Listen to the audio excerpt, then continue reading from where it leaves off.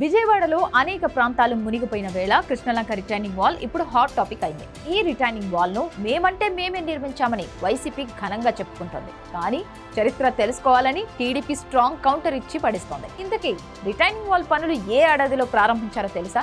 TDP హయాంలోనే.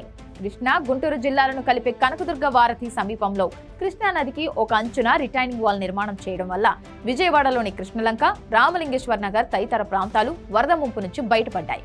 ఈ గోడను టీడీపీ హయాంలోనే సగానికి పైగా పూర్తి చేశారు.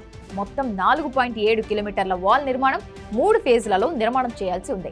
మొదటి ఫేజ్ 2.37 కిలోమీటర్లు, యనమల కుదురు నుంచి గీతానగర్ కట్ట వరకు 165 కోట్ల రూపాయలు. రెండో ఫేజ్ 1.23 కిలోమీటర్లు, గీతానగర్ కట్ట నుంచి వారధి వరకు 126 కోట్ల రూపాయలు. మూడో ఫేజ్ 1.01 కిలోమీటర్లు, వారధి నుంచి పద్మావతి ఘాట్ వరకు 110 కోట్ల రూపాయలతో టీడీపీ హయాంలో 2016లోనే అంచనాలు తయారు చేయించారు. అలా అప్పటి ముఖ్యమంత్రి చంద్రబాబు నిధులు కూడా మంజూరు చేయించారు. మొదటి దశ 2.37 కిలోమీటర్లు ఎమ్మెల్యే గద్దె రామ్మోహన్ ఆధ్వర్యంలోనే నిర్మాణం చేయించారు. ఆ తర్వాత 2019లో వైసీపీ ప్రభుత్వం అధికారంలోకి రావడంతో రెండో దశ నిర్మాణ పనులను చాలా కాలం మొదలే పెట్టలేదు.